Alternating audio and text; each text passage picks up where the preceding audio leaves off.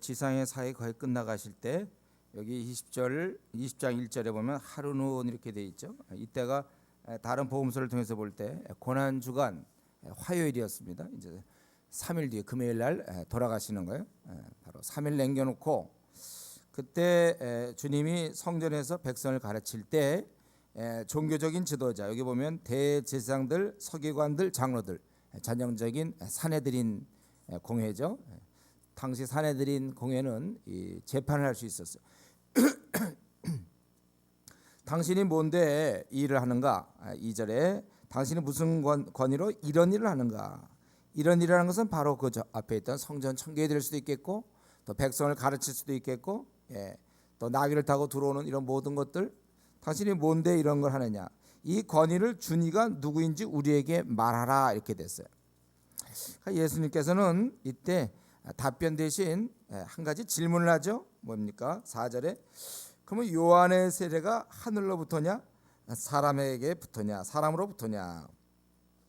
이 질문은 누가 들어도 딱 둘 중에 하나를 답해야 돼요. 이거냐 저거냐, 둘 중에 하나를 유도하는 겁니다. 그러니까 이들이 의논하게 돼요. 뭐라 그러냐, 하늘로부터라고 얘기하고 싶었어. 아니, 하늘로부터라고 얘기하려니까 그러면 너희들 왜 요한의 말을 안 듣느냐 이렇게 할 것 같단 말이에요. 그래서 그건 아니야. 그러면 사람으로부터다, 이렇게 6절에 사람으로부터라고 했다가는 돌에 맞아 죽겠어. 사람들이 다 세례 요한은 선지자로 알고 있는데 돌에 맞아 죽는 수가 있다. 그러니까 이들이 의논하다가 뭐라고 했습니까? 오랫동안 의논하고서 답이 뭐예요? 잘 모르겠다, 그렇죠? 어디서부터인지 알지 못한다. 이것은 아주 간교한 것이죠. 오늘 모릅니까?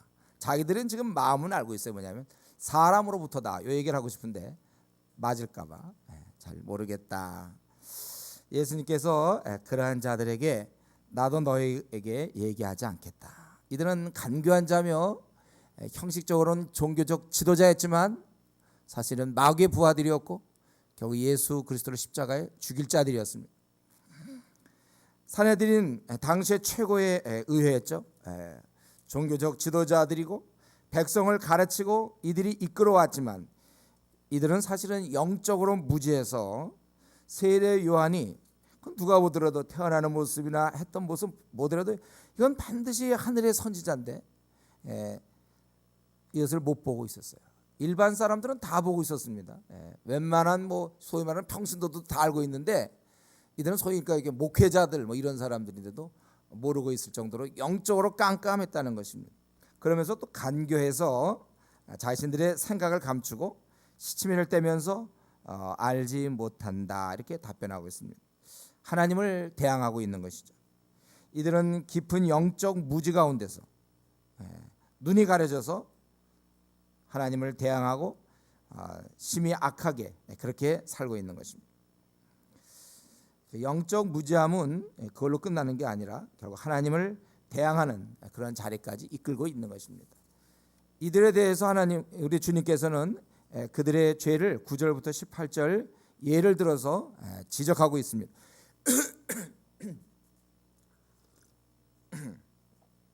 포도원의 농부의 예를 들었죠. 그가 새로 주고 타국에 가서 오래 있다가 9절에 때가 이름에 이제 그 포도원 소출 때문에 종을 보냅니다. 그랬더니 이 농부들이 원래는 뭘 줘야 돼요? 자기들의 그 소출을 드려야 되는데 종들을 갖다가 몹시 때리고 거저 보냈다는 거예요. 아주 악한 농부들이죠.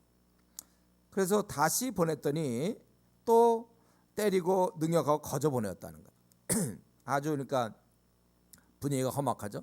세 번째 또 보냈습니다. 그도 상하게 하고 내쫓은지라. 그래서 포도원 주인이 얘기하기를 어찌할까 내 사랑하는 아들을 보내리니 그들이 혹 그러는 존대하리라 하였더니, 그래서 보냈더니 그들이 죽였고 유산을 우리의 것으로 만들자 하고 이제 내쫓아 죽였다는 거예요. 저는 이 구절을 볼 때마다 이 포도원 이 주인 말이, 농부 말고 이 주인이 좀 우매한 거 아닌가. 그 정도 분위기면 벌써 자기 아들 위험한 거 아닙니까? 그럼 호위해서 보내든지. 어떻게 세 번째 이러는데 보내는 거야. 여기 약간의 이 비유에 어려운 점이 있는 거예요. 이거 지금 이 비유는 뭘 얘기하려는 거죠? 하늘의 아버지, 우리 하나님께서 우리들에게 많은 선자를 보내고 이스라엘에게 그러나 계속 죽이고 잡아 죽이고 그들을 박해하고 이제 그런 가운데 예수님을 보낸다, 이 이해를 해야 된단 말이에요. 그러니까 그런 이해가 그런 이해가 적절한 이해가 없어요. 하나님께서 우리를 사랑하시기 때문에 자기 독생자를 희생시킬 수 있는 그런 이해가 지상에 있습니까? 제가 왜 예수님의 비유 중에 다른 건 다 이렇게 좀 쉽게 이해가 되는데 여기서 특별히 주인의 경우는 우리가 생각하면 상식적이지 않아요. 근데 바로 하나님이 그렇단 말이에요. 하나님을 묘사하려니까 상식적이지 않아요. 그래서 그 사실은 이런 예는 예대로 맞아야 되고 또 하나님이 하신 그 상식적이지 않은 우리같이 한심한 우리를 대적하는 자를 위해서 예수님을 보내고 예수님 죽고 이것을 설명하려다 보니까 제가 보기에는 어쩔 수 없이 중간쯤에서 이렇게 설명한 것 같아요. 그래서 보냈다. 그거에 대한 얘기는 하잖아요.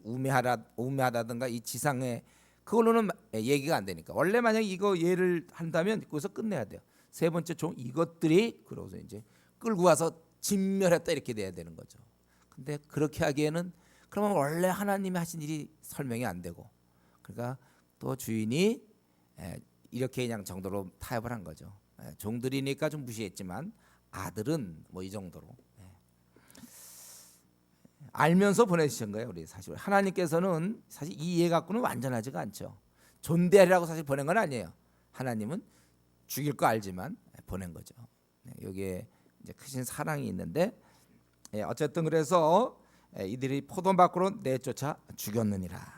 그래서 농부를 진멸하고 또 포도원을 다른 사람들에게 주리라 하시니 사람들이 듣고 그렇게 되지 말았으면 좋겠다 이렇게 될 때 이걸로 끝난 게 아니고 그렇게 말했다로 끝나지 않고 그 다음에 17절 18절은 또 이게 하나님의 섭리죠. 그들을 보시며 이르시되 그러면 기록된 바 건축자들의 버린 돌이 모퉁이의 머릿돌이 되었느니라 하며 어찌미냐. 시편 118편이죠. 여기 보면은 건축자의 버린 돌이 모퉁이의 머릿돌이 되었다고 이게 이제 결국 사람들이 배척했던 바로 그 예수님께서 건물로 따진다면 가장 중요한 하나님 나라의 초석이 되는 머릿돌이 되었다. 이게 그럼 어떻게 이루어지겠느냐? 바로 그 돌, 바로 이 그리스도를 중심으로 그를 대항하는 자는 멸망하는 거고 받아들인 자는 이제 구원을 얻는데 바로 그 돌, 그걸 대항할 경우에 망하는 것이다. 이렇게 그랬더니 이걸 듣고 우리는 이걸 듣고 좀 어떻게 되나 했는데 19절, 원래 19절까지 가야 돼요. 19절에 보면 이걸 딱 듣고 서기관과 대제사장들이 자기를 가르치는 줄 알았다는 거예요.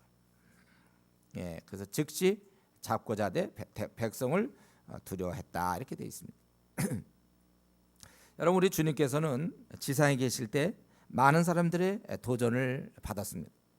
그러나 그들에 대해서 항상 방어적으로만 답하신 것이 아니라 이렇게 그들의 잘못을 알려주셨어요. 특별히 이렇게 비유를 든 것은 기억에 오래 남을 수가 있고 더 깊이 마음에 들어올 수 있는 거예요. 그러나 이들은 이런 지적을 듣고는 고치기는커녕 어땠습니까? 오히려 저들은 굉장히 분노했을 것이고 그래서 잡고자 했다고 19절에 나와 있습니다. 돌아올 기회가 계속 주어지지만 그들은 계속해서 거절하고 있는 것입니다. 우리도 그렇지 않아요? 이 땅에서도 보면 한번 이렇게 어그러진 사람들은 참 쉽지 않습니다. 그렇게 해도 안 돼. 이미 한번 이렇게 사람이 삐뚤어져 있으면요, 바른 얘기 안만 해줘도 받아들이진 않아요. 그러기 전에 고쳐야죠. 이 사람들은 나름대로 어떤 사람들입니까? 하나님을 섬긴다는 사람들이었어요. 백성의 지도자며 종교계의 리더였고 성직자들이었습니다. 그런데 이들에게는 지위도 있고 부도 있고 명예도 있었지만 하나 없는 게 있었는데 바로 하나님이 없었어요. 그들은 하나님이 없었습니다. 하나님을 사랑하지도 않았어요. 그들 마음 중심엔 정말 하나님을 섬기겠다가 없었습니다. 습관적인 예배는 있었죠. 이들에게 오히려 그 예배에 굉장히 열심을 냈어요. 적어도 우리는 좀 일주일에 한 번씩이라도 금식 안 하는 사람 많은데 이 사람들이 하루에 일주일에 2번씩 금식하고 이들에게는 헌금도 있었고 이들에게는 기도가 있었고 이들에게는 종교적 행위가 있었습니다. 그런 걸로 꽉 차 있었지만 정작 꽉 차야 될 하나님의 사랑이 없어요. 하나님에 대한 사랑이 없어요. 이들은 하나님에 대한 사랑이 아니라 자기 사랑만 있었습니다.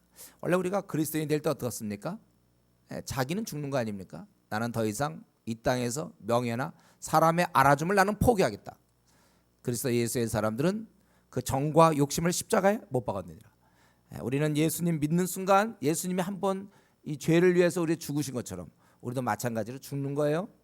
그래서 우리는 다 자기에게 사형 선고를 내리고 이제 나는 더 이상 이 땅에 존재하지 않는 자며 나는 이제 만물의 찢기가 돼도 괜찮고 이제 내가 사는 건 주를 위해 사는 것이다. 자기를 이제 완전히 밟고 자기를 완전히 뭉개뜨리고 다 완전히 자기를 십자가에 못 박고 주님께 나와서 이제 주님께 충성과 헌신을 다짐하고 그래야 되는 것인데 이들은 제일 중요한 자기를 죽여본 적이 없어요. 오히려 종교를 통해서 자기들이 인정받으려고 했던 거예요. 하나님 사랑이 이들 마음속엔 없었습니다. 그렇기 때문에 그들의 욕심은 살아있어요. 여기 14절에 있는 것처럼 상속자니까 죽이고 그 유산을 우리의 것으로 만들자 하던 바로 그런 사람. 겉으로 이들이 농사를 짓는 건 뭡니까? 주인의 농사를 짓는 거예요. 어떻게 보면 겉으로 볼 때는 주인을 위해 농사를 짓는 것 같지만 실제는 주인의 뜻에는 아랑곳 없습니다. 오히려 주인을 싫어했죠. 그리고 진짜 주인은 자기들이었어요. 이런 자들은 결국 18절에 있는 것처럼 깨어지고 가루가 될 사람들인 것입니다. 참 그 당시에 보면요, 예수님이 이 땅에 오셨을 때 보면 하나님을 섬기기 위해서 마련한 자리, 바로 이 제사장, 서기관들, 장로들, 가장 중요한 자리에 가만 보니까 마귀의 일꾼들이 딱 앉아 있었어요. 그러니까 예수님께서 이 지상에 계실 때 보면 당시 그들 이스라엘 민족을 하나님께 이끌 그 지도자들, 거기에 대제사장들, 그 서기관들, 성직자들, 장로들, 사내들인 공회, 이런 그들을 이끌고 있는 그들은 알고 보니까 마귀의 부하들이었습니다. 이들은 하나님을 절대 좋아하지 않았어요. 다만 예식만 이제 예배드리고 기도하고 금식하고 헌금 바치고 11조 드리고, 그러나 그들은 나쁜 사람들이었어요. 겉으로만 하는 것입니다. 그렇기 때문에 이들은 자기들도 천국 당연히 못 가고 주님의 지적처럼 천국에 들어갈 사람들을 인도해야 되는데 자기들이 하나님을 사랑하지 않으니까 그냥 가식적이니까 천국에 들어갈 사람들을 가로막고 있던 것입니다. 이걸 답답히 보신 우리 주님께서 이제 나와서 그걸 지적하는 거예요. 하나님과 인간 사이에 끼어들어서 하나님께 나오는 걸 막고 있는, 그리고 그것조차도 모르고 있는 이 많은 사람들, 이들 앞에서 나타나서 이것을 성전 청결이라는 게 우리 지난 시간에 했던 그것이 바로 그거죠. 가로막고 있던 것을 다 만민이 기도하는 집을 만들어야 되는데 강도의 구렬로 만들었기 때문에 그 시청각 교육을 통하여 바로 그 일을 뒤에서 허용한 종교적 지도자를 공격한 것입니다. 아마 그것 때문에 이들이 더 이제 심하게 거기 아주 더 심하게 박해하게 된 것이죠. 그래서 하나님의 아들 예수 그리스도께서 지상에 오셔서 바로 이들의 정체를 폭로한 것입니다. 그리고 경고하는 거죠. 이들은 바로 이런 자들이다. 이들이야말로 바로 세례요한이 외쳤던 독사의 자식들이었습니다. 하나님을 대적하는 가증한 자들이었습니다. 이게 그냥 대적하면 차라리 나는 뭐 불교 신자다, 나는 뭐 여호와 증인이다, 통일교다 하면서 우리를 대적한다면 차라리 그건 나쁘긴 나쁘지만 그래도 봐줄 수 있어요. 그러나 교회 다니는 사람이다, 나는 교회에서 집사다, 장로다, 권사다, 목사다, 이러면서 하나님을 대적하는, 오히려 사람들로 하여금 하나님을 믿는데 장애물이 되는 그의 삶을 통하여 오히려 저런 사람이 난 교회 안 다니겠다, 주위 이웃에게, 직장 동료들에게, 학생 친구들에게 그렇게 보여지는, 친척들에게 저 사람이 교회 다녀? 나 안 다녀. 그것이 더 나쁜 것이라는 거예요. 하나님을 섬긴다고 하면서 하나님을 사랑하지 않는 자들, 껍데기만 있는 사람들, 이게 더 큰 문제예요. 우리나라는 지금 현재 국정원이죠. 이제 뭐 국가의 이런 안보를 책임지는 국정원인데, 예를 들면 국정원에 있는 사람들이 예를 들면 간첩들이라고 합시다. 국정원장이 간첩 우두머리고 완전히 안보를 책임질 사람이 만약 간첩단들이 모여 있다면 그 나라 꼴이 어떻게 되겠습니까? 그냥 갖다 바치는 거죠. 마찬가지 우리 한국 교회를 들여다볼 때 지금도 이들과 비슷한 자들이 많이 있다는 거예요. 마음에 하나님을 사랑하지 않는 자. 그건 금방 드러나죠. 주일 11시 예배만 딱 보고 전혀 평일날은 뭐 말씀도 안 보고 기도 생활도 안 하는 사람들 있잖아요. 아니 하긴 하죠. 그러나 형식적으로 한 10분 20분짜리 기도, 10분 20분짜리 기도, 10분짜리 20분짜리 말씀 보는 거. 오늘날 콰이트 타임, 경건의 시간 한다는 콰이트 타임이 면피용을 하는 경우가 많아요. 그거만 했기 때문에, 아침에 내가 콰이트 타임을 했기 때문에 기도도 안 하고 말씀도 안 보고, 그런 콰이트 타임 하지 말라고 그랬어요. 제가 얼마 전에 우리 성소인연 거기 좌담역에서 참석해 갖고, 이런 콰이트 타임이라면 정말 조심해야 된다. 그런 얘기를 한 적이 있었는데, 하나님께 마음도 없고 열심도 없고, 그리고 자신의 세상을 향한 욕심도 죽이지 않고, 돈을 여전히 좋아하며 세상의 학벌을 여전히 좋아하고, 세상에 인정받는 거, 그리고 빨리 땅값 오르고 빨리 부자 되는 거 좋아하고, 자기가 원하는 대로 그렇게 살아가는 자, 주님이 원하는 대로 살지 않고 자기가 원하는 대로 살아가는 자들, 이들이 바로 한국 교회도 여전히 있을 것이며, 그래서 교회를 약하게 하고, 오히려 그런 자 때문에 교회 내에 분쟁이 들끓는 거예요. 왜냐하면 자기가 안 죽어 있으니까, 자기가 살아 있으니까 자꾸 사람들과 부딪히는 거예요. 성격 때문에 부딪히는 게 아닙니다. 그 마음에 하나님을 사랑하지 않기 때문에 그래요. 여러 사람에게 여러 모양이 되는 것이 바울 사도의 모습이지 않았습니까? 여전히 고집이 있고, 디도서 1장, 고집은 나쁜 거라고 그랬죠. 죄악의 모습의 고집은 자기가 살아있다는 것이죠.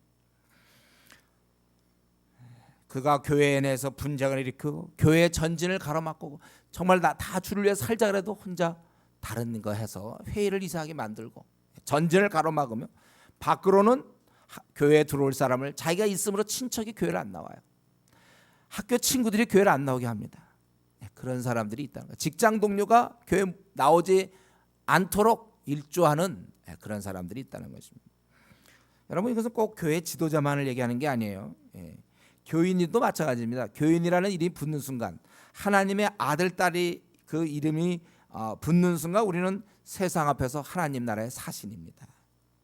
근데 우리의 그러한 그 사신이라면 당연히 우리의 말과 행동을 통해 하나님께 영광을 돌려야 되는데, 오히려 하나님에 대한 생각이 없으니까, 사랑이 없으니까 오히려 교회에 오고 싶은 사람도 가로막는 그런 역할을 한다는 거예요.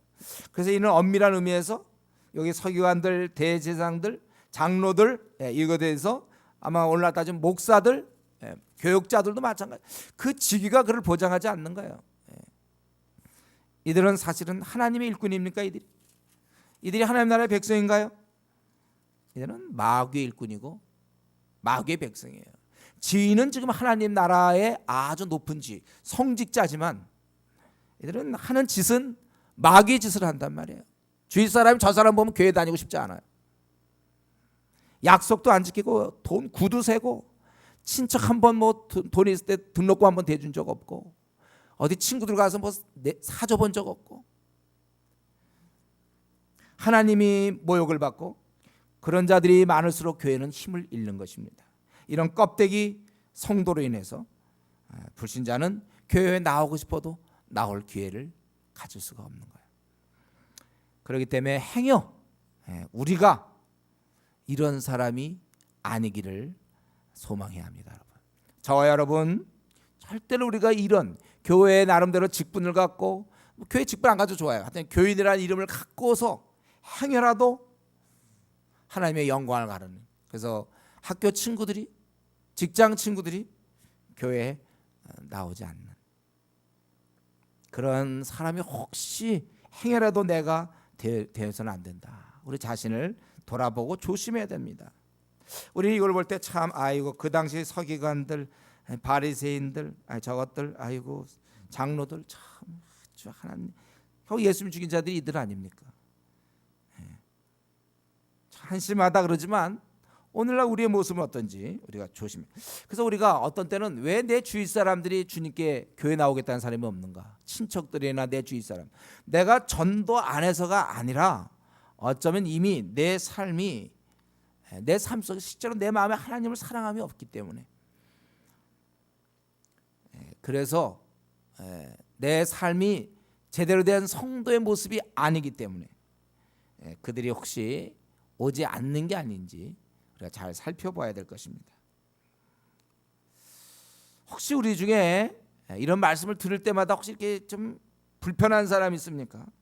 그럼 돌아오세요. 돌아오시면 되는 거예요. 마귀가 기뻐하는지 그만하고 하나님이 기뻐하는 일을 하십시오. 자기가 뺀질인 거 알고 있는 사람도 있어요. 자기가 뺀질인 거. 왜 그 뺀질 생활을 계속합니까? 새롭게 돼야 됩니다. 내가 만약 이런 유의 사람이었다면 뭐 내가 고인은 아니었을 거예요. 그러나 영적 무지함으로 말미암아 그저 주일날 예배나 겨우 드려주고 그다음 마음은 온통 딴 데가 돈 벌 생각, 그저 자기 놀 생각, 월요일부터 토요일까지 시큰 놀. 누가 좀 옆에서 도와주면 벌써 어느 순간 경건이 무너지고, 조금 뭐 학생들 같은 경우 좀 수련했다가 방학 때다 좀 괜찮다가 학교만 들어가면 어느 순간 또 경건 무너지고. 그러니까 정말 그 중심에 제대로 거듭나지 않은 거예요. 그런 사람들은 제대로 거듭나면 그럴 수 있습니까? 우리 그렇다면 주님께 돌아가는 거예요. 목사님, 그 어떻게 그런 상태에서 주님께 돌아갑니까? 이거 제가 에베소 때 늘 얘기했죠. 에베소 우리 4장. 에베소 4장 다시 한번 볼까요? 우리가 뭐 이런 하나님 말씀들을 봐도 좋은 거니까요. 에베소 4장. 여러분 이거 머릿속에 공식을 꼭 외우십시오.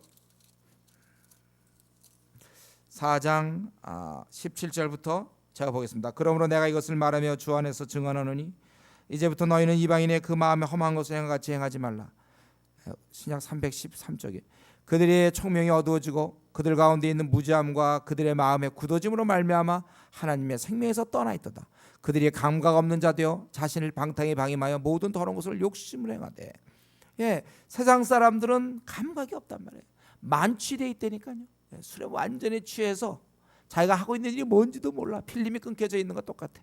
감각 없는 자 되어 자신을 방탕에 방임하여 모든 더러운 것들을 욕심으로 행하되. 이 서초동에 보면요 땅 부자들 많아요. 그러나 더 욕심내는 사람 많아. 근데 자기가 하고 있는 일이 뭔지를 모른다니까. 아주 교만하고 도도하고 더 욕심내고 세입자들 힘들게 하는 사람도 많아요. 자기가 하고 있는 일이 뭔지 몰라요. 왜냐하면 감각이 없으니까. 모든 것을 기준이 있다면 욕심으로 행하는 거예요. 그저 욕심으로. 우리도 근데 그런 자였지만 오직 너희는 그리스도를 그같이 배우지 아니하니라. 진리가 예수 안에 있는 것 같이 너희가 참으로 그에게서 듣고 또한 그래서 가르침을 받았을진데 너희는 유혹의 욕심을 따라 썩어져 가는 구슬을 따르는 옛사람을 벗어버리고 오직 너희의 심령이 새롭게 되어 하나님 따라 의와 진리의 거룩함을 지으심 받은 새 사람을 입으라. 이 가르침을 제대로 받을 때 우리 영적 무지에서 벗어날 수 있는 것입니다. 여러분 영적 무지를 조심해야 돼요. 그렇기 때문에 사실 예수님께서는 지금 죽기 3일 전, 이제 돌아가시기 3일 전에 보통 사람 같으면 방 안에 앉아서 자기 뭐 생을 마감하고 뭐 정리해보고 막 그럴지 모르겠어요. 내가 3일 뒤에 죽는다면 그동안 있었던 인생도 생각해보고 뭐 이럴지 모르겠지만 예수님이 하신 일은 뭡니까? 가르치는 거예요. 거의 1절에 있는 것처럼 성전에서 백성을 가르치시며 복음을 전하실세 이런 일이 그러다 이런 일이 벌어진 것입니다. 여러분 예수님께서는 세상에 계실 때 부지런히 가르쳤어요. 왜냐하면 영적 무지를 깨우치기 위해서. 그래서 말씀의 싸움이에요. 말씀이 우리에게 주어진다는 건 우리가 소망입니다. 그렇기 때문에 디모데후서 4장 2절에도 보면 디모데후서 여러분 뭡니까? 1장, 2장, 3장에 보면 계속해서 세상의 타락됨, 거짓 교리, 일꾼 없음 이런 걸 계속 얘기하다가 마지막 4장에 바울 사도가 뭐라고 그랬습니까? 너는 말씀을 전파하라. 이렇게 이 소망 없고 냄새나는 이 땅에 유일한 소망, 하나님의 그런 약, 비방, 하나님의 아주 그 비책, 하나님의 대안은 뭐냐? 이 깜깜한 세상에 말씀의 말씀. 그래서 너는 말씀을 전파하라. 때를 어떤지 못 어떤지 항상 힘쓰라. 한국 교회가 이 일을 해야 돼요. 모든 성경을 하나님의 감동으로 된 것으로 교훈과 책망과 바르게 한가 의로 교육하기에 유익하게 됐다. 그래서 하나님 사람을 온전하게 만든다고 그랬습니다. 말씀 있는 한 우리가 낙심 안 하는 거예요. 그렇기 때문에 사도행전 20장 보면은 바울 사도가 그런 얘기했죠. 내가 일개월 3년이나 밤낮 쉬지 않고 눈물로 각 사람을 훈계하던 것을 기억하라. 지금 내가 여러분을 주와 및 그 은혜의 말씀에 부탁하노니 이렇게 돼 있어요. 그 말씀이 여러분을 능히 든든히 세우사 거룩하게 하심을 입은 모든 자 가운데 기업이 있게 하시리라. 20장 31절 32절에 그렇게 되어 있습니다. 우리 주님은 이 지상에 계실 때 바로 이러한 영적 무지의 사람들에게 말씀으로 계속 깨우치신 거예요. 어쨌든 우리 이들이 먼저 공격을 해왔고 예수님은 세례 요한 얘기를 해가지고 저들의 입을 다물게 하시고, 그리고 오히려 이 포도원의 비유를 들어서 그들의 죄악을 폭로한 겁니다. 이때 그렇다면 바리새인 서기관들이 우리가 잘못했구나, 돌아와야 되는데 그 얘기를 듣고 잡고자 죽이려고 19절에 그렇게 했다는 것입니다. 여러분들 이 비유를 이제 끝냈을 때 백성들은 어땠습니까? 백성들은 16절에 보면 듣고 이르되 그렇게 되지 말아지이다, 이렇게, 그렇게 안 됐으면 좋겠다 이것이죠. 그러나 주님은 그 말씀을 듣고 그래 나도 그러면 좋겠다 이랬습니까? 그렇지 않고 그들을 보시며 이르시되 그러면 건축자들의 버린 돌이 모퉁이의 머릿돌이 되었느니라 하면 어떻게 예언이 이루어질 수 있겠느냐 이거예요. 필연적으로 이런 일은 일어날 것을 말씀하시고, 만약에 아니라면 구약의 예언은 틀릴 것이 아니냐고 반문하시는 것입니다. 하나님께서는 우리 인간의 깊은 죄성을 이미 알고 계세요. 그렇지만 예수님을 보내신 거예요. 그리고 저들이 배척할 것을, 죽일 것을 우리 하나님은 알고 계신 것입니다. 그래서 여기 보면은 버린 돌이라고 그렇게 얘기하고 있어요. 예수님과 세상의 죄인들 공존할 수가 없는 것입니다.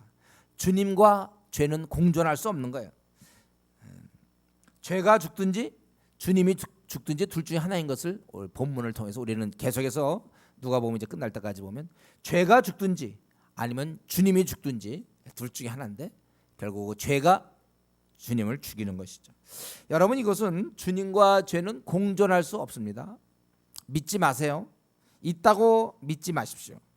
월요일부터 토요일까지 세상적으로 시큰돌고 돈에 욕심 부리고 그저 욕도 해대고 거짓말도 하고 그러고 주일날 11시 예배 잘 드리고 헌금 내고 11조 내고 뭐 좀 교회에서 봉사 좀 하고 그러고서는 본인은 괜찮다고 생각할지 몰라요. 여러분, 이것은 공존이 안 됩니다. 이것은 이렇게 사는 건 공존이 아니라 이렇게 사는 삶 있죠. 이거는 죄의 승리입니다, 여러분. 보세요. 월요일부터 토요일까지 죄와 더불어 살고 주일날 11시 예배 드리면 그게 누가 보더라도 6대1 아니에요. 6대1. 물론 이제 평일날도 약간의 기도는 하겠지만 그건 형식적이라니까요. 정말 주님을 사랑하면 그렇게 할 수 없어요. 예배 드리는 거 그거 그럼 예배 드리면 그게 다 되는 겁니까? 어떤 마음으로 드리는가? 하나 그냥 와서 뭐 그냥 웃고 그냥 있다 가고 졸다 가고 딴 생각하고 끝나고 놀 생각하고 주님을 섬기는 게 아니에요. 그러니까 오늘날 지금 한국 교회는요, 사실은 교회를 다니긴 다니지만 껍데기, 이미 그 안에는 이미 죄가 다 그 마음을 사로잡았어요. 그러니까 그 마음에 원하는 게 그냥 놀고 싶은 거고 죄 짓고 싶은 거죠. 돈 벌고 싶고 그저 세상에 인정받고 싶고 명예, 육신의 정욕, 욕심대로 사는 사람, 그렇게 되는 거예요. 공존이 아닙니다, 여러분. 이거는 그래서 우리 주님께서는 그런 자를 토하여 내치고 싶다. 뺀질이들이 오늘날 뺀질이들이 자기 뺀질이야. 나 지금 주님 오시면 큰일 나는데 뭐 이런 얘기를 쉽게 한다니까요. 주님 우리 오셔야 되는데 오늘 오시면 아직까지 전혀 주를 맞을 준비가 안 돼 있는 바로 그게 죄의 승리지 뭡니까? 주님 맞이할 준비가 안 되도록 한 건 누가 한 겁니까? 약한 마귀가 그렇게 한 거예요. 삶을 엉터리로 살도록 열매 없도록 만들어서 주님 오늘 만나면 아무런 열매가 없네. 한 건 뭐야? 예배 시간 참여한 것밖에 없어. 마음은 없이 참여한 거. 마음 있는 사람은 다르거든요. 죽도록 충성해야 되는 거거든요. 작은 일에 충성하는, 큰 일에 충성 누가 못합니까? 작은 일에 시간을 지키고 정말 제가 주의 나라를 위해서 자기가 일하는 거, 이런 것들. 평소에 기도와 말씀 생활이 있어야지 그거 안 하고 그런 건 다 버리고 예배만 드리고 헌금이나 내는 거, 돈 내는 건요 불교 신자들도 많이 내요. 더 낼 수도 있어요. 그런 사람들은. 그런 건 중요한 거 아니에요. 내가 주님을 따르면 죄를 당연히 멀리하게 되는 거고, 내가 세상 친구 따르면, 쾌락을 따르고 욕심을 따르면 당연히 주님을 멀리하게 되는 거예요. 그렇기 때문에 우리는 이러한 우리 주님의 말씀, 건축자의 버린 돌이 모퉁이의 머릿돌이 되며, 세상은 주님에 대해서 하나님에 대해서 전혀 받아들일 준비가 안 돼 있다는 거예요. 그렇기 때문에 우리가 주님을 받아들인 이상 우리는 이제는 세상이 주는 쾌락이나 세상 친구들 욕심들을 멀리 해야 되는 것입니다. 그리고 주님께 나아가야 돼요. 우리가 주님께 나가기 위해서 우리에게 두 날개가 있어야 돼. 바로 그 말씀과 기도죠. 그 날갯짓을 하면서 주님께 나가는 거예요. 평일날 말씀과 기도 생활을 해야 되는 거예요. 추석 때가 되면 나 경건생활 무너질까 두려워하는 사람이 있습니다. 말씀 기도 그게 돼 있어야죠.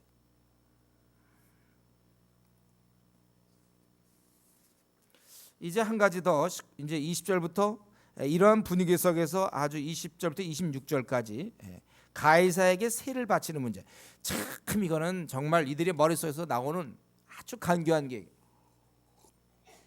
어떻게 이런 생각을 했는지 몰라.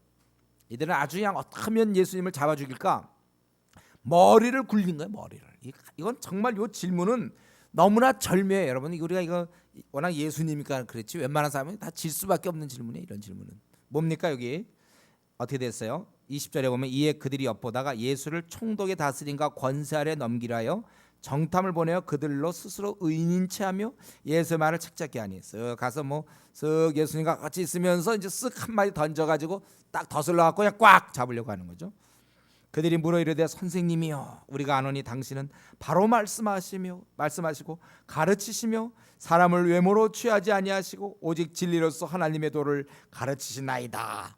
그리고 집에 갔다 이러면 참 좋을 텐데 여기까지는 이제 해놓고 그래서 나는 뭐 따르겠다라고 하면 참 좋을 뻔했는데 그 다음에 우리가 근데요 가이사는 뭡니까? 로마 황제를 이제 가이사라고 그러고 그게 내가 그 황제에게 세를 바치는 것이 옳습니까? 아니면 옳지 않습니까? 이렇게 물어봐도 이렇게 물어봤을 것 같아. 내가 볼 때야. 그거 옳습니까? 아니면 옳지 않습니까? 아주 궁금한 듯이. 갔다 와도 수첩을 읽어가면서 수첩 보면서 그거 그렇게 하는 게 옳습니까? 옳지 않습니까? 뭐 이렇게 그렇게는 안 했을 거예요. 애들이 그렇게 아주 간교하게 이럴 때 예수님께서 뭐라 했어요?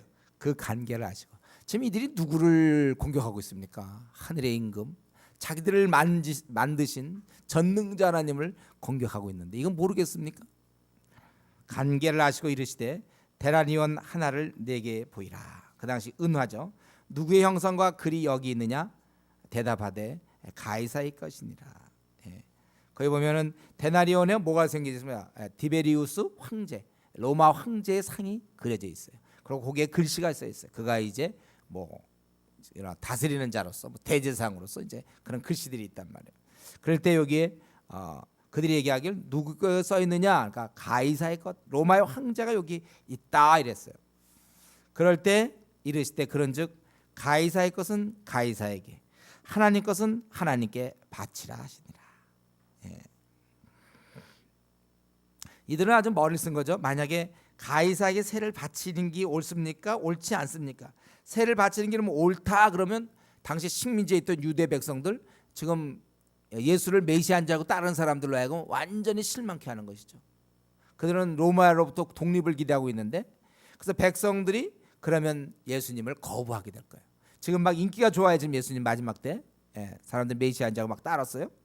근데 만약에 가이사에게 세를 바쳐라 그러면 아주 백성들이 싫어할 것이고 저절로 자기들끼리 이간질 시켜갖고 예수님과 백성을 분리시킬 거예요.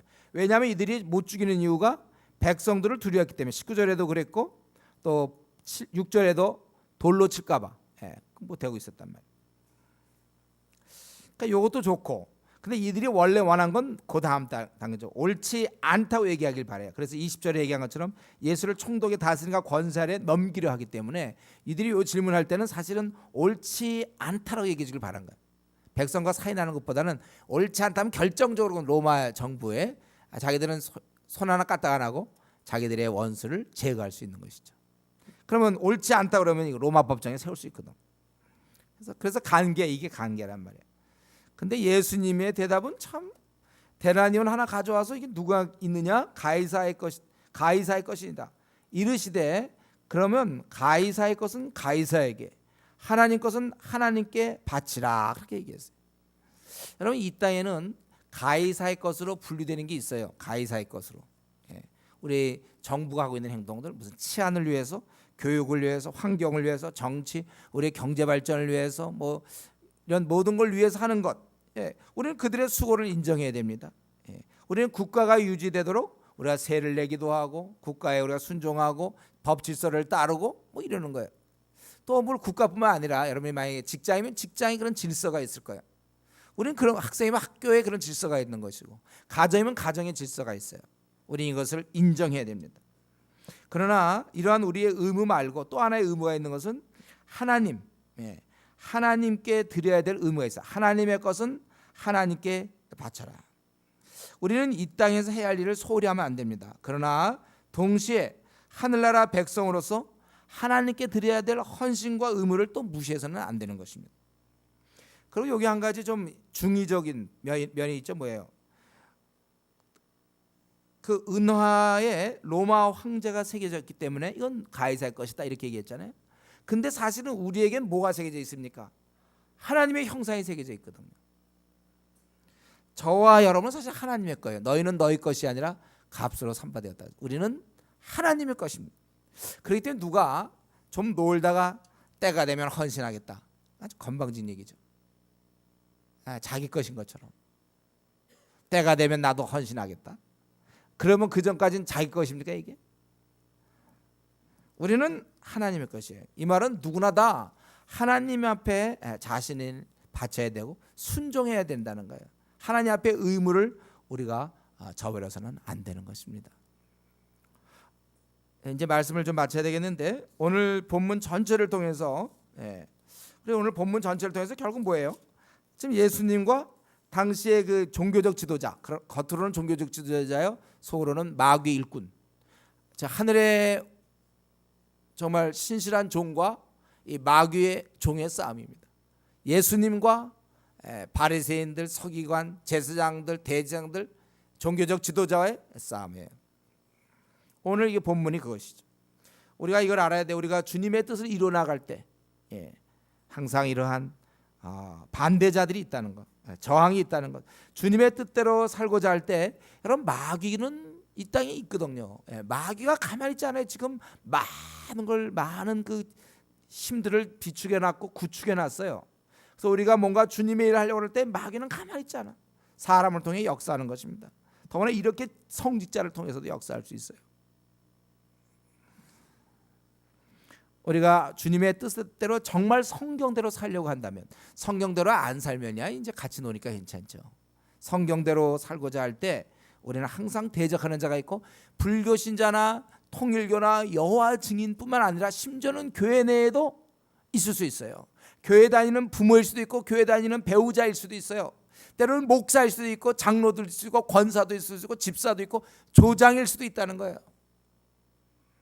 그가 영적으로 무지할 때, 성경에 대해서 모를 때, 성경은 그냥 읽지도 않고 형식적으로 볼 때, 기도생활 엉망으로 할 때, 하나님에 대한 사랑이 없을 때, 충성하는 마음이 없을 때, 마음과 뜻과 정성을 다하여 주님을 섬기자 할 때, 차갑지도 않고 뜨겁지도 않고 미지근할 때 토하여 내칠 수밖에 없는 그런 상태에 있는 사람은 사실은 본인은 신앙생활 한다 그러지만 마귀의 종으로 사용되고 있고, 그런 사람을 주위 사람이 바라보면서 교회 안 다닙니다. 우리 항상 우리가 하나님의 자녀로서 하나님의 뜻을 이루듯, 이 땅에는 마귀의 자녀로 마귀의 뜻을 이루는 사람들이 있고, 때로는 거듭난 사람이라도 그가 말씀과 기도 생활 안 하고 성령 충만하지 아니할 때 때로는 마귀에 이용할 수 있단 말이에요. 마귀가, 우리 베드로가 귀신 들리지 않았지만 그가 우리 주님께 얘기했을 때 사탄아 물러가라 그랬잖아요. 내 뒤로 물러가라 그랬어요. 사용될 수가 있다니까요.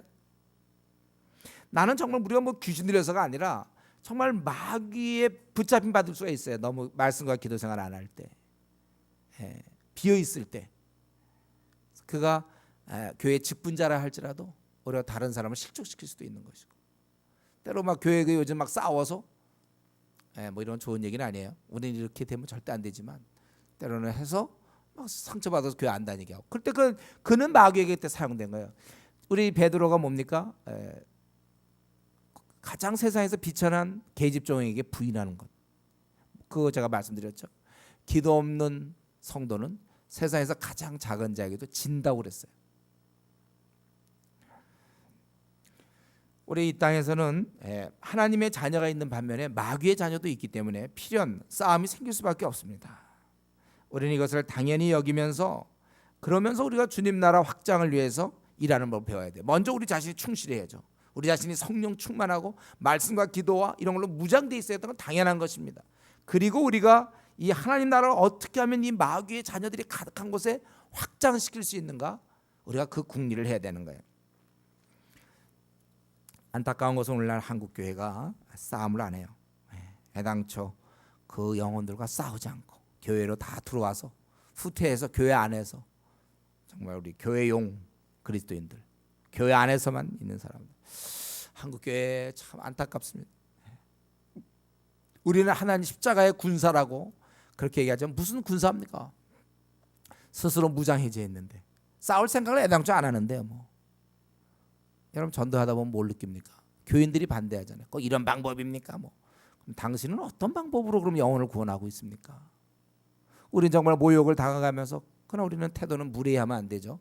뭐 예수 전당 불신적 이런 식으로 하면 안 돼. 우리는 정말 정중하게 그 영혼을 사랑하는 마음으로 주님이 하신 것처럼 바울이 한 것처럼, 그러나 복음을 전하는 자 없이 어찌 믿겠느냐, 우리 이 말을 생각하며 우리는 나가는 것입니다. 나가다 보면 교회 다니는 사람이 그래요. 뭐 이런 방법을 하느냐. 이 아프간 사태 이후 더 심해졌어요. 교회 다니는 사람이 비방한다니까요. 근데 당신은 도대체 무슨 방법으로 그러면 복음 전하는 일을 합니까? 스스로 군사 되기를 포기한 수많은 이 어떤 무기력한 군사들, 군사이기를 포기한 자들 수없이 만날 수 있어요. 때로는 목회자 사이에서도 저는 만나요. 도대체 이분은 영혼에 대한 관심이 있는 건가? 누리는 일 아니겠지만 그런 사람도 제가 만나요. 우리 주님은 이러한 어둠의 세력에 대해서 싸우고 계셨습니다. 주님의 삶 자체가 싸움이고 바울의 삶 자체가 싸움이에요. 오늘날 그런데 성도들은 뒤로 물러가서 교회 안에서 하나도 안 싸우고 자기들끼리 시간 보내고 그 안에서 이루어지는 이 체계를 유지해서 이제 전투를 해야 되는데 그 체계를 유지하기 위해서 봉사하는, 그걸 주님의 일을 했다고 얘기하는 거예요. 1년이 지나도 한 명의 영혼도 구원하지 못하는 성도들이 얼마나 많습니까? 한국교회에. 그래도 그냥 괜찮아. 그래도요. 벌써 가을이 오면 조바심을 가져야 되는데 조바심은 그런 건 없죠. 싸움을 해야 됩니다. 우리 주님이 하신 모습처럼 이런 잘못된 정말 이런 위장된 이런 거짓됨, 하나님을 섬긴다 하지만 마음은 하나도 없는 이런 사람들, 주의를 방해하는 사람들, 이들과 싸워야 되는 거예요. 우리는 가만히 있지 말고 우리 계속해서 말씀을 가르치고 저들을 바꾸고 설득하고 울며 3년 동안 일깨워 얘기했던 바울 사도처럼 우리가 싸워야 되는 것입니다. 그리고 우리 한 가지 더 얘기하고 싶은 것은, 아무리 세상 사람들이 우리를 대적하고 아주 교활하게 그들이 나와도 그들은 하늘의 지혜는 이길 수 없어요. 제가 보기에 인간이 될 수 있는 가장 아주 그냥 그 당시 그거 가이사의 세를 바칠까 말까, 요건 어디서 그런 걸 찾았는지 몰라. 아주 뛰어난, 이건 프로 바둑으로 따지면 프로 구단이란 말이에요. 그러나 하늘의 지혜는 100단이에요. 100단. 이 크신 지혜로 이들의 관계를 다 파하시고, 그래서 결국 26절에 있는 것처럼 그들을 침묵하게 했다는 거예요. 그렇기 때문에 저와 여러분, 우리는 이렇게 얘기하면 안 돼요. 우리의 무기력을 자꾸 한탄해서는 안 돼요. 이 땅의 그런 강함과 할 일은 많은데 나는 연약하다, 밤낮 나의 약함만 얘기하고 세상의 강함, 그것에 대해서 두려워하고, 우리 그러기 아니. 우리는 세상의 그 어떠한 강함도, 그 어떠한 악함도, 그 간교함도 이길 수 있는 하늘의 지혜가 우리가 있는 겁니다. 이것을 우리가 소유해야죠. 사용해야죠. 하늘의 지혜는 세상을 이기는 것입니다. 그래서 중요한 건 우리가 이러한 지혜를 갖고 있느냐 못 있냐. 즉 성령 충만하냐. 그래서 우리 두 가지 무기가 필요하다고 그랬어요. 세상은 강하기 때문에 우리에게도 힘이 필요해요. 성령 충만해야 돼요. 늘 무시로 기도해야 돼요. 바울 사도는 우리에게 지혜를 줬어요. 우리에게 어떻게 얘기하라고 그러냐면 쉬지 말고 기도해야 된다. 그렇게 얘기해 줬어요. 근데 얼마나 많은 사람이 기도에 쉽니까? 가동이 안 돼. 조금 하다 말어. 하늘의 지혜는 세상을 이길 수 있고 하늘의 힘은 세상을 이기는데 본인이 그러한 힘도 소유하지 못하고 지혜도 소유하지 못해가지고 자꾸 힘들다는 얘기하는 거예요. 세상이 강해 보이고 나는 그래서 타협할 수밖에 없다고 그렇게 얘기해요. 어느 순간 벌써 타협하고 있어. 기도해보기 전에 이미 져놓고 있습니다. 우리 이렇게 살면 안 돼요. 우리는 하늘의 지혜를 사모해야 합니다. 이 지혜는 뭐라고 그랬어요? 솔로몬에게도 열왕기상 3장 10절 내가 네 말대로하여 내게 지혜롭고 총명한 마음을 주노니. 지혜는 하나님이 주시는 거예요. 대저 여호와는 지혜를 주시며 지식과 명철을 그 입에서 내시며. 잠언 2장에. 이 지혜는 하나님께서 주시는 겁니다. 그래서 우리가 늘 이 지혜를 사모해야 돼요. 또 능력도 하나님 주시는 거예요. 그래서 늘 우리가 말씀 보고 기도 생활하는 것은 다 이런 걸 얻는 거예요. 이 지혜와 성령 충만. 여러분 우리 이 땅에 여러분들이 엉터리로 살려면 그렇게 기도 많이 하지 마세요. 엉터리로 살 바에는 괜히 기도할 거 없고 또 뭐 지혜 같은 거 구할 필요 엉터리로 사는데. 그리고 마귀도 지금 신실한 그리스도인들 많은데 괜히 그 미지근한 애들 건들 필요 뭐 있습니까? 마귀가 이렇게 뭐 한가한 자입니까? 그러니까 여러분들이 대충 살 거고 엉터리로 살 거면 뭐 기도 안 해도 괜찮아요. 그러니까 기도 없이 지금까지 잘 살아왔습니까? 마귀가 그냥 가만히 놔둔 거예요. 그러나 우리가 정말 주의 군사로서 한번 남은 생 주님을 위해서 한번 살 마음이 있다면, 한번 이 어둠과 싸워볼 마음이 있다면, 주님처럼 진리의 일꾼이 되고 바울처럼 이 진리의 군사가 될 마음이 있다면, 그렇다면 우리는 앞으로 많은 싸움을 겪게 됩니다. 비난을 많이 당하게 될 것이고 어려움과 역경을 수없이 겪게 될 것입니다. 그렇기 때문에 우리는 예수님처럼 하늘의 지혜를 얻어야 될 거예요. 여러분 우리가 이걸 얻어야 돼. 그리고 이 지혜의 근본이신 우리가 하나님께 나아가야 되고 또 우리가 성령 충만하기 위해서 우리는 무시로 기도해야 되고 쉬지 말고 기도해야 되는 것입니다. 추석이라고 해서 우리가 풀어지는 것이 아니고 우리는 마귀도 이 추석 때는 좀 쉴까요? 휴가. 마귀는 이 추석 때 자기도 좀 고향도 가고 뭐 엄마 마귀 만나러 가나? 그렇진 않아요.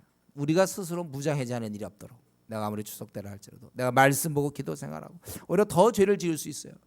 그렇기 때문에 우리는 오늘 주님의 모습처럼 하늘의 지혜를 갖고 또 이렇게 싸울 수 있는 강력한 그 심령 늘 기도하면서 우리가 정말 주의 백성이라면 이런 것을 예상할 수 있어요. 마귀는 가만히 있지 않을 테니까. 그래서 주를 잘 섬기는 사람일수록 역경이 많아요. 집안일이 잘 꼬이고. 오히려 우리 한국 교회는 어떻게 가르칩니까?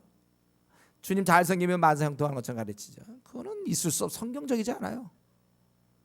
언제 성경 봤을 때 그런 게 어디 있습니까? 오히려 우리가 주를 잘 섬길수록 많은 역경과 고난이 찾아오는 거예요. 바울이 가만히 있었으면 무슨 감옥에 가면 매는 왜 맞습니까? 주님도 가만히 있으면 왜 십자가에 죽습니까? 스데반이 가만히 있으면 왜 돌로 맞아 죽습니까? 다 복음을 위해 싸우다 보면 좁은 길로 들어가고 복음과 함께 고난을 받으라. 복음과 고난은 같이 가는 것입니다. 바라기는 우리 성도님들은 여기 나와 있는 이런 종교적 지도자처럼 껍데기만 그리스도인이 되는 일이 절대 없고 우리 예수님처럼 이 진리를 위해서 싸우는 사람이 돼서 참으로 우리 이런 하늘의 지혜를 가지고 승리하는 그런 사람이 되도록 우리가 이 시간 같이 기도하겠습니다. 기도합시다.